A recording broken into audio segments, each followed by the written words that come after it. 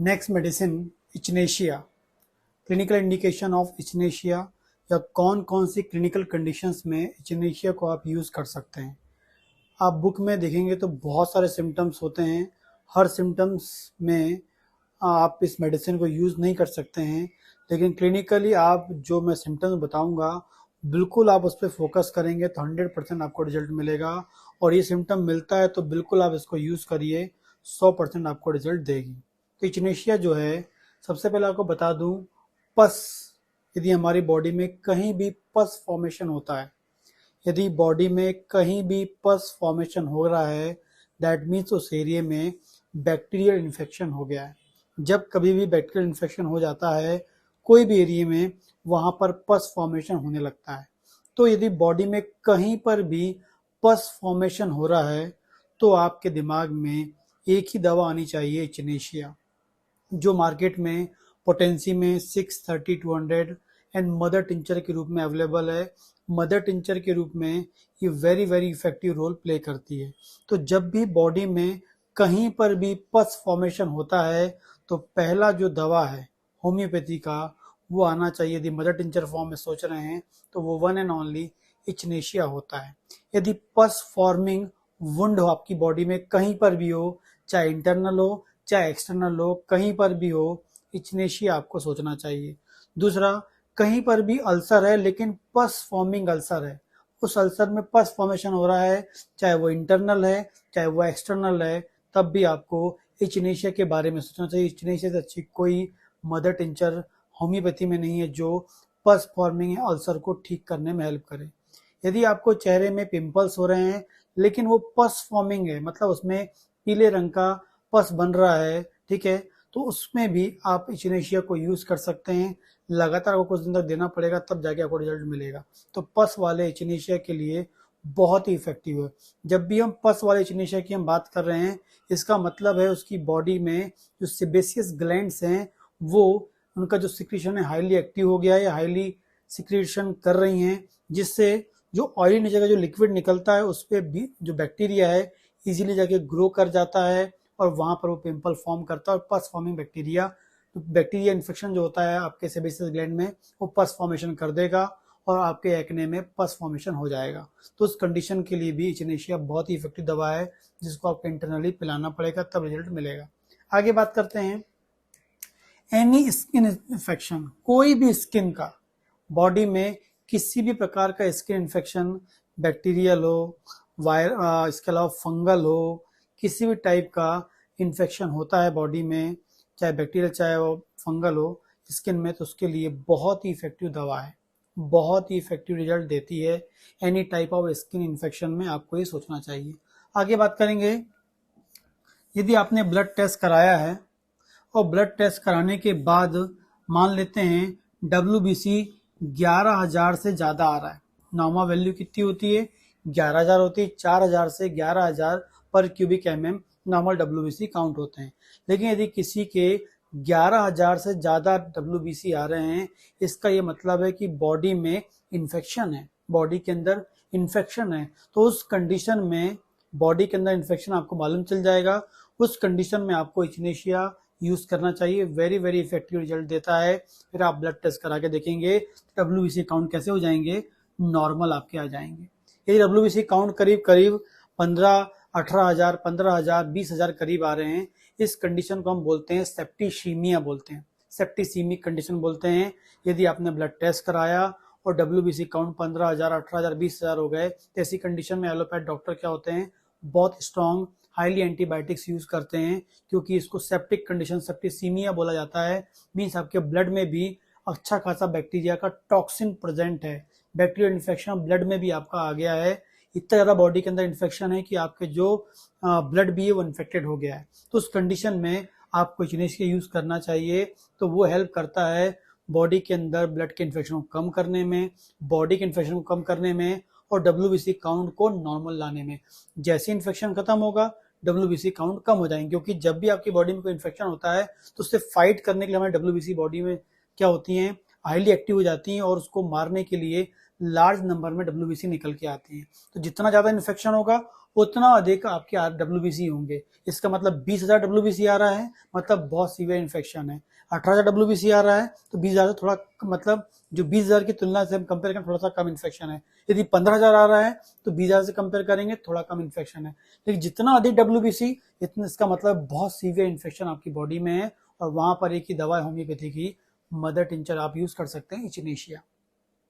आगे बात करते हैं सी रिएक्टिव प्रोटीन। आपने बहुत करवाया हो कोविड के टाइम में, तो सी रिएक्टिव प्रोटीन भी, ये भी एक इन्फेक्शन के बारे में हमको बताता है।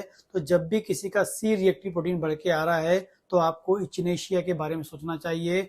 ये भी बहुत ही इफेक्टिव रिजल्ट देता है, और सी आपका जो CRP, जो सी रिएक्टिव प्रोटीन है, उसको नॉर्मल करने में, मतलब इन्फेक्शन को खत्म करने में हेल्प करता है। इसी प्रकार बात करते हैं, यदि बॉडी में ब्लड टेस्ट कराया और ESR बढ़ के आ रहा है, ठीक है, ESR भी आपको बताता है बॉडी के अंदर इन्फेक्शन के बारे में। यदि ESR नॉर्मल से ज्यादा बढ़ के आ रहा है, नॉर्मल से अधिक आ रहा है, इसका मतलब बॉडी के अंदर ब्लड का इन्फेक्शन है, मतलब बॉडी के अंदर कोई भी टाइप का इन्फेक्शन है, चाहे बैक्टीरियल, चाहे वायरल, फंगल, किसी टाइप का इन्फेक्शन है, उसे ठीक करने के लिए इचिनेशिया के बारे में सोचना चाहिए। क्योंकि कई बार एंटीबायोटिक्स देने के बाद भी ESR कम नहीं होता है, फिर आपको होम्योपैथी दवा आप इचिनेशिया सोचते हैं तो बिल्कुल आपको रिजल्ट मिलता है। आगे बात करते हैं एनी टाइप ऑफ इन्फेक्शन।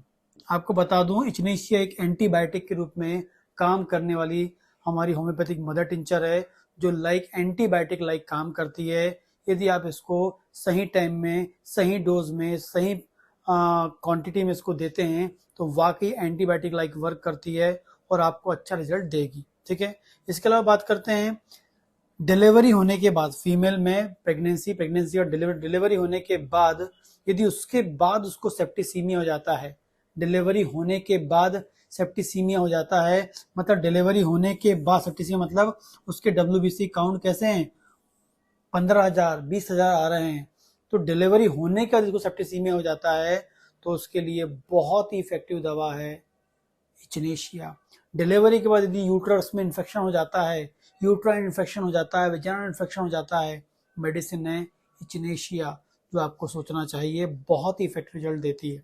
आगे बात करते हैं लिम्फ नोड्स का इनलार्जमेंट, चाहे छोटे हों चाहे बड़े हों, यदि उनके नेक के अराउंड जो लिम्फ नोड्स होते हैं वो, या फिर उनके जो एक्सिलर पार्ट के जो होते हैं, इंगोइनल पार्ट के हों, या चेस्ट के कहीं के भी लिम्फ नोड्स इनलार्जमेंट हैं, इसका मतलब है उसकी बॉडी में इन्फेक्शन है।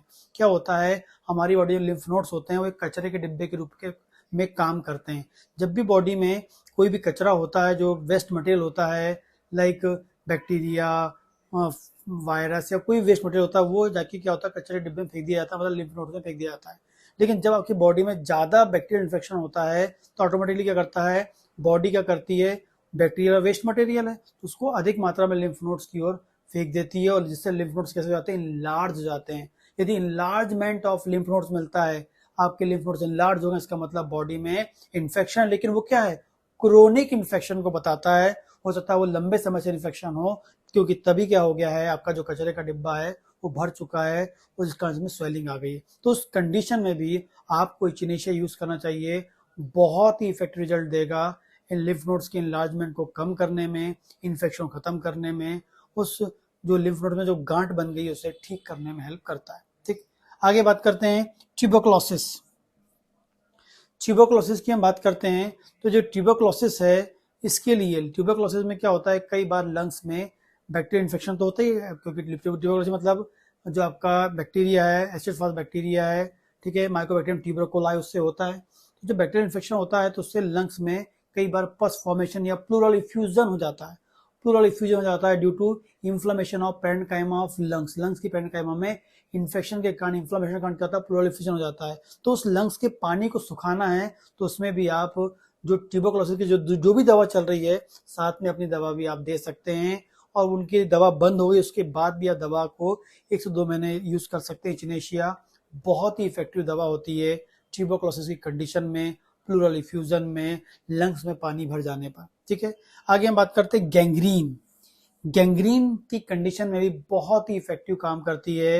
यदि किसी को गैंग्रीन हो गया है तो उस कंडीशन में, गैंग्रीन के साथ वहां पर अल्सर हो गया है, ठीक है, तो उस कंडीशन में भी बहुत ही इफेक्टिव दवा है इचिनेशिया, जो आप यूज कर सकते हैं किसी प्रकार के गैंग्रीन को ठीक करने के लिए। ठीक है, यदि वहाँ अल्सर फॉर्म हो गया तो और अच्छा इफेक्टिव रिजल्ट आपको मिलता है। इसके अलावा बैड सोर्स हो जाते हैं, जो लंबे समय तक बिस्तर में सोए रहते हैं तो उनके ड्यू टू प्रेशर क्या होता है, वहाँ बेड सोर्स हो जाते हैं और प्रॉपर ब्लड सप्लाई ना होने के कारण वहाँ की जो टिश्यूज हैं, सेल हैं, वो नेक्रोज होने लगती हैं, डिस्ट्रॉय होने लगती हैं।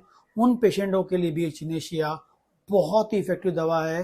कई बार अपने बेड सोर्स के पेशेंट के लिए मैंने एचिनेशिया प्रिस्क्राइब की है, ओरली भी दी है एंड लोकली अप्लाई करने के लिए भी दी है।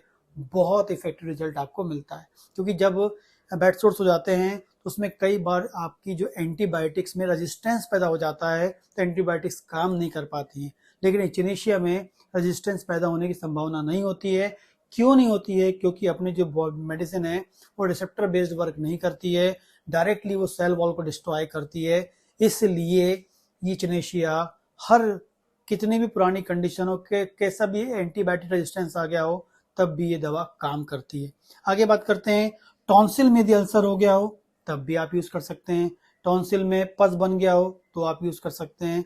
बहुत ही इफेक्टिव दवा है। ठीक है, अगली बात करते हैं, कहीं भी यदि आपको कोई भी इंसेक्ट बाइट, कीड़े ने काट दिया, यहाँ तक कि आप स्नैक बाइट की हम बात करें, चूहे की बाइट की बात करें, चुचंदर काटने की बात करें, मधुमक्खी काटने की बात करें, किसी प्रकार की बाइट हुई है, इंसेक्ट बाइट हुई, उस कंडीशन में भी आप इस दवा को दे सकते हैं एचिनेशिया को।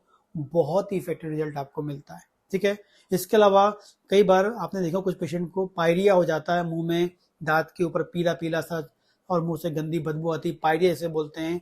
उन पेशेंट में भी आप इस दवा को यूज कर सकते हैं। बहुत ही इफेक्टिव रिजल्ट आपको मिलता है। तो ये सब जो कंडीशन है आपको ओरली यूज करना है। अब हम बात करते हैं लोकली कैसे कर सकते हैं। जहां भी वुंड हुआ है उसको क्लीन करने में, ड्रेसिंग करने में, जहां भी अल्सर हुआ उसको क्लीन करने में, ड्रेसिंग करने में।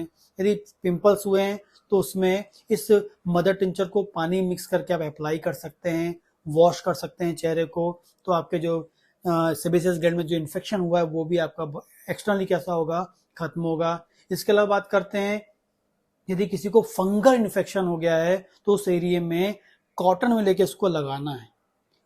किसी को फंगल इन्फेक्शन हो गया है तो उस एरिया में कॉटन में लेके उसको लगाना है। ठीक है, आप लगा उसको साफ कर दीजिए उस एरिया को, और सिंपल नारियल तेल लगाने आप पेशेंट को बोल सकते हैं। कोई क्रीम व्रीम मत लगवाइए, सिर्फ इससे आपको कॉटन लेके साफ करना है और फिर आप सिंपल नारियल तेल लगवा सकते हैं। और नहीं लगाना चाहता पेशेंट तो ना लगवाएं। और लास्ट में जिसको पायरिया हो गया है वो इससे कुल्ला करे, गार्गल करे।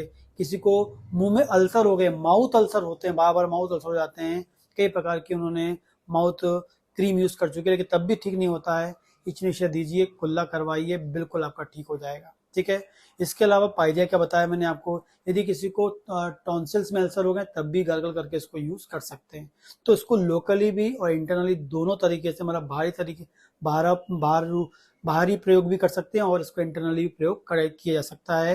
होम्योपैथी की बहुत ही उपयोगी मदर टिंचर के रूप में यूज होने वाली दवा है। हर क्लिनिकल प्रैक्टिशनर को पास होनी चाहिए।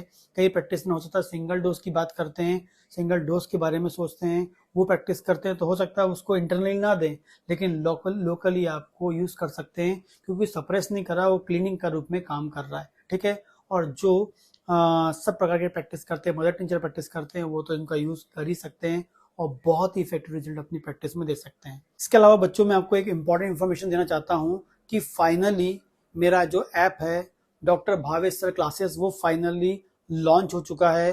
ठीक है, अभी जो रिसेंट लॉन्च हुआ है, उस ऐप को यदि आप डाउनलोड करना चाहते हैं, जिसका नाम है डॉक्टर भावेश सर क्लासेस, आपको उसकी जो लिंक है मेरे डिस्क्रिप्शन में मिल जाएगी, आप वहां से इसको डाउनलोड कर सकते हैं। उस ऐप के आने से क्या फायदे हैं, यदि आप उस ऐप को यूज करना चाहते हैं तो उसमें आपको बहुत सारी वीडियोस फ्री में भी रहेंगी आपकी, जो आप फ्री देख पाएंगे। इसके अलावा कुछ पेड सर्विस भी होगी, जिसमें आपको एक रिसेंट, इसमें एक मेरा कोर्स है बायोकेमिक मेडिसिन का, जिसमें आप बायोकेमिक मेडिसिन को थेरापेटिकली कैसे यूज कर सकते हैं, मतलब बायोकेमिक जो 12 टिश्यू रेमेडीज हैं उसको आपको कौन कौन सी डिजीज में यूज करना है, किस पावर में यूज करना है, कब तक रिपीट करना है। जो मेरे 12 साल का जो मैं क्लिनिकल प्रैक्टिस में बायोकेमिक मेडिसिन यूज कर रहा हूँ उसके बेस पे मैंने बनाया है। प्रॉपर पोटेंसी के बारे में बताया, प्रॉपर डोजेस के बारे में बताया है, और उसमें थोड़ा सा आपको, आपके यदि कॉम्पिटिटिव एग्जाम दे रहे हैं उसके क्वेश्चंस भी कवर कर दिए हैं। लेकिन जो बेसिक कॉन्सेप्ट है वो क्लिनिकल प्रैक्टिस के हिसाब से बहुत ही इंपॉर्टेंट है। एक बेसिक नॉलेज आपको मिल जाएगा यदि आप प्रैक्टिशनर हैं तो।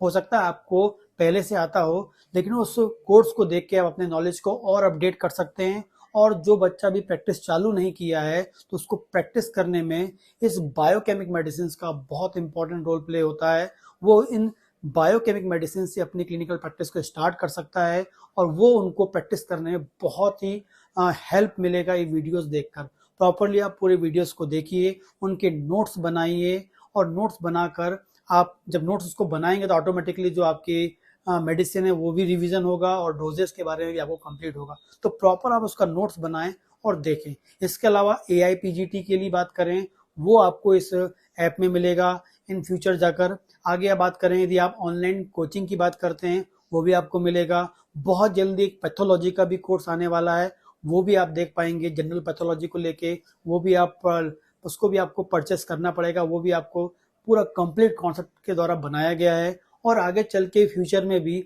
बहुत सारे जो कोर्सेज हैं वो आपको मिलेंगे। ऑनलाइन क्लियर कोचिंग्स है, उसके बारे में भी आपको आगे जाके इंफॉर्मेशन दी जाएगी। और जो ऑनलाइन कोचिंग ज्वाइन करना चाहता है तो वो भी इस ऐप को इंस्टॉल कर सकता है। तो सभी लोग इस ऐप को इंस्टॉल कर लीजिए और अकॉर्डिंग टू कंडीशन जो है आपको नोटिफिकेशन आता रहेगा और आप उसको जो भी आप उसमें से देखना चाहते हैं वो आप देख पाएंगे। तो आप लिंक में जाएं, क्लिक करें और उसको इंस्टॉल कर लें। भावेश सर क्लासेस नाम का है, लिंक डिस्क्रिप्शन में आपको मिल जाएगी। ठीक, यदि इसके अलावा भी कोई क्वेश्चन है तो आप मुझे क्वेश्चन कर सकते हैं, पूछ सकते हैं फ़ोन लगाकर 3 बजे से लेके 5 बजे के बीच में।